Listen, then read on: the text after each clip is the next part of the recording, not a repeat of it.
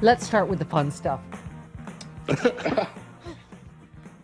Greenberg has flipped on Matt Gaetz. Yes. And they've had Matt Gaetz' phone for a while now. Yes, that was Yes. Why weren't we told of this, Travis? Why weren't we notified? This was quite last winter. Federal agents executed a search warrant and seized Matt Gaetz' phone last winter. Interesting. Would that be about the same time he asked for pardons from Trump? Yes, as you do when you're completely innocent of everything. And they have your phone with text messages to minors. Around the same time, maybe not allegedly connected at all. Federal agents also seized his former girlfriend's phone before she went to work in the morning. Not Ginger Lucky's phone. That's his fiance. No, that's the love of his life. I see. Oh my God, Sean, was that a cynical snicker about love? It was. About the depth of Matt Gaetz' love for Ginger Lucky?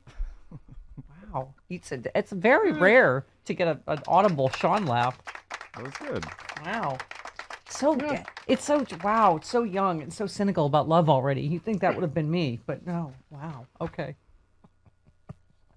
He's the one who has a girlfriend. What? True. Yes. He's the one who has a girlfriend. Yeah. And her name is not Ginger Lucky. No. No.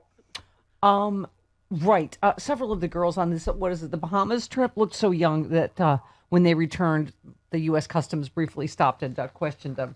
Maybe thought it was, Girl Scout trip or something. Yeah, I don't, I'm grossed out by that. Yeah. Could I have Joel Greenberg's theme song, please? Because... Wow, that's a lot of time to be chatty. He's been cooperating since last year. Oh. Mr. Greenberg began speaking with investigators once he realized the government had overwhelming evidence against him and that his only path to leniency lay in cooperation. Matt Gaetz has a rumbly tumbly this morning, I'm guessing. Yes. Okay. What? There's some new reporting at CNN, too. They've interviewed some women who frequented the parties at Matt Gaetz' place. Did they? And they talked about how they were paid for sex. And they wanted to come forward and just say, we never saw minors there. Wow. So your defense is hookers who say there weren't minors. Yeah. How great was it talking to Katie Hill yesterday? Just the layers of skeeve that make up Matt Gaetz. The layers of skeeviness. Yeah. Okay. Wow. All right. So the news broke right before the show yesterday, right, about the J&J. This was what I was afraid of. Is of course Tucker Carlson and stupid Cheetolini had to open their pie holes in Fox News, and right. It's just that's what I was afraid of. But I have to say, first of all, it could be an overcorrection in terms of what we said yesterday, the FDA and the CDC, because of losing their entire reputation under the Trump administration and changing scientific data. So I do understand whether it's an overcorrection or not, because it is, I think, as we pointed out yesterday, it is 6 people out of nearly 7 million, and it's only women between 18 and 48 who have I don't know the name of it, but low blood platelets, and so they're not even sure if it's connected. But I do realize the reason they did it, and I think it was correct, is because the treatment for that kind of blood clot is entirely different than if you have a normal blood clot. The normal treatment could make it worse. And so since there was one woman that died, I understand that they wanted to put the information out there to go, if this comes up, this is the treatment. Don't give the normal treatment for blood clots. But anyway, Chris, go ahead. Yeah. No, but Governor Chris Sununu of New Hampshire on his call with Biden yesterday, he has a great point. He said it's 10 times harder to stop the fear as a result of the J&J, of stopping the J&J, than it was to stop the J&J vaccination itself. So I get the bad spot that this puts governors in. By doing this, to convince people that it's okay to take J&J again. Right, and we mentioned this yesterday, but Emily tweeted, I have a J&J appointment in an hour, and if I don't get a vaccine because 6 people out of 7 million got blood clots after I was allowed, nay, encouraged to take hormonal birth control for decades, you will be hearing about a tiny little one-woman riot. We were saying, I mean, what are the percentages? Birth control, smoking, right. Hello, coronavirus. If you get COVID, you know the incidence of getting a blood clot, right? I mean, it's in fact, Willie said, know the facts. Risk of blood clot from J&J vaccine, 0.00088%. Cigarette smoking, 0.18%. COVID, 16.8%. But yeah, Travis. But it could be like something where you need to drill down into the numbers and look at women in that age group, 18 to 48. And there were some articles that talked about the combination of birth control and the Johnson & Johnson. So don't look at 6 million people total being vaccinated, especially when the majority of those people were older and postmenopausal women who wouldn't be on something like birth control. As we said, and I understand if I had taken it, I'd be concerned. I understand your concern if you took, and we were saying, beloveds of ours like Frangela and Rachel Maddow. I'm not sure who else took it. Of course, you're going to be concerned. But the other thing is, if you had it 2 weeks ago or more, don't worry. Right? It would happen immediately. And like I say, the other thing, at least I think the good thing about alerting people is they know how to treat, again, that blood clot if you have it. So it's because it's a different treatment. Right. But also, the news about AstraZeneca in France has people, only 20% of the people have trust in the AstraZeneca vaccine in France because of the news that came out about blood clots with AstraZeneca. Right. So, the news of this does some damage. Do some damage too. And is it worth it? And I get that. I mean, John Avarosis, our friend of our fantastic unprecedented podcast on the Sexy Liberal Podcast Network. But John tweeted, Fox News is now telling its viewers that Biden secretly knows the vaccines don't work and are dangerous, and he's not telling anyone. That network should be sued until they no longer even have a light bulb to their name.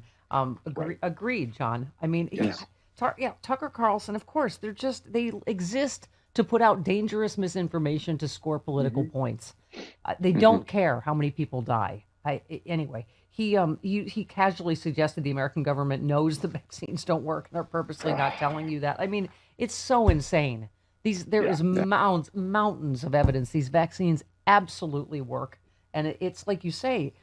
Even yesterday, statistically, we were like, wait, 6 people out of 7 million? That's why they do these studies, and it's a very specific thing that, right. From there, Carlson went on to suggest there may be some conspiracy behind the CDC director and Dr. Fauci suggesting people continue to wear masks and social distance even if they're vaccinated. He said, does that tell you that he believes the vaccine is ineffective?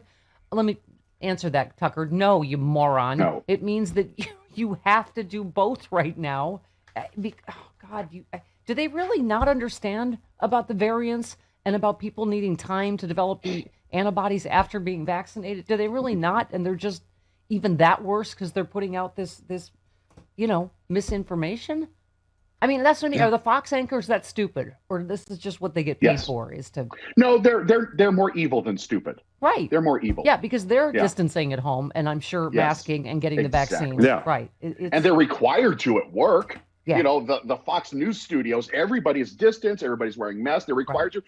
All the guests who come in are required to take a COVID test and required to show that they're negative. They take all the precautions, but they're telling their viewers don't take precautions. That's evil. That's not stupid. I have half a mind to try to get booked again on Fox News, Chris, before I can blow it all up, and then I'm never invited back. But I would just, under the guise of, I'll play the crazy. I'll play the crazy liberal, but then I'll just blow all that up. Yeah. It's funny because I'm doing this interview remotely, I notice. And so, okay, I would. It's been a few years. I'm rested up. I'm ready for another Fox appearance now. You think you'll go on Neil Cavuto again? Do you think he'll have you back? No one will ever have me back. I don't fight the way they want liberals to fight. No, So the press conference yesterday, when they were asked, what would you say to people who are concerned and frustrated that they think this might be an overreaction considering it's 6 people out of 7 million?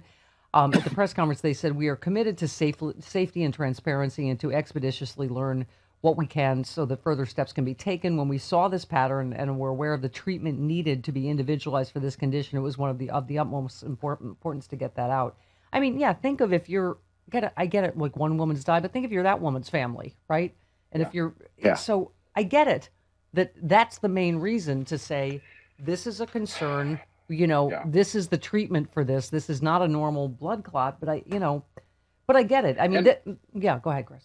No, it's easy to, Monday morning quarterback with this, but this is a really, really hard decision that health officials have to make, whether to go public with it or not. Right. And they chose to. But so, I mean, Travis, I had you print the entire medical stack that was available on the internet yesterday. But yeah, a lot of people, this one in the week, pausing the Johnson & Johnson vaccine is wildly irresponsible. Where was this one in the week? The reason, a tiny handful of unusual blood clotting events, 6 of them to be precise out of 7 million. Every single clotting event involved a woman aged between 18 to 48 with a condition called something I obviously can't pronounce. Of course. Which is low blood platelets. It isn't even clear yet that the vaccine actually caused the clots. Now, of course, public health authorities should be vigilant about potential side effects. They should inform the medical and scientific community about any troubling data. But we're still right in the middle of a deadly viral pandemic, and cases are increasing up from 56,000 per day in mid-March to 70,000 per day, thanks to an exploding outbreak in Michigan, among other places. It might be reasonable to recommend that women under 50 or anyone with the thing I can't pronounce, get one of the other vaccines while scientists try to figure out what's going on. But pausing all use of the J&J vaccine will certainly prevent many thousands of people from getting vaccinated so long as the pause lasts, and will likely do long-term damage to the reputation of all vaccines. The anti-vaccine crowd on Fox News is going to go nuts with this. This was written yesterday, of course.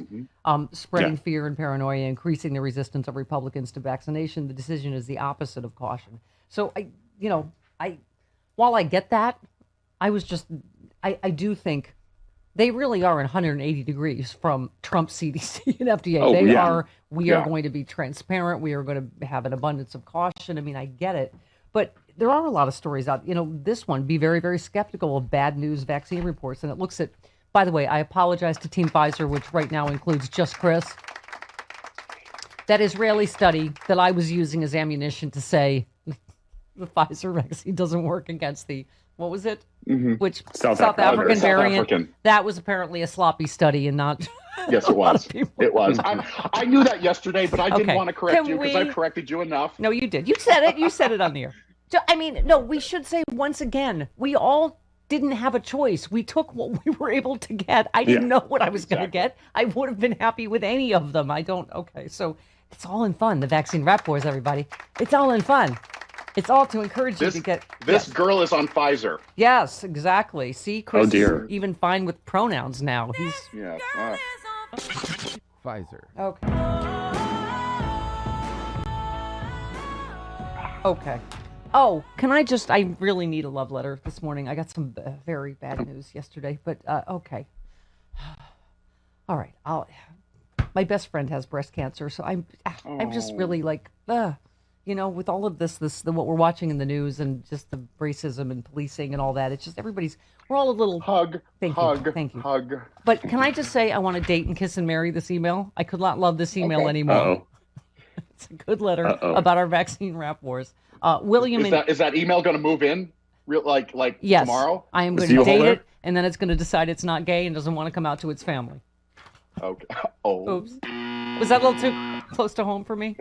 Yeah. Wow. Wow. What? Got real. I'm sorry. Yeah, stuff's already gotten too real in this segment. Okay. William writes a subject line, funky cold Moderna. Hey, Mama, I went and got my vaccine yesterday. That's the whole point of our vaccine rap wars. When I sat down in the little booth they set up, the pharmacist asked me how I was doing. I told him I was great, and I was here for my funky cold Moderna.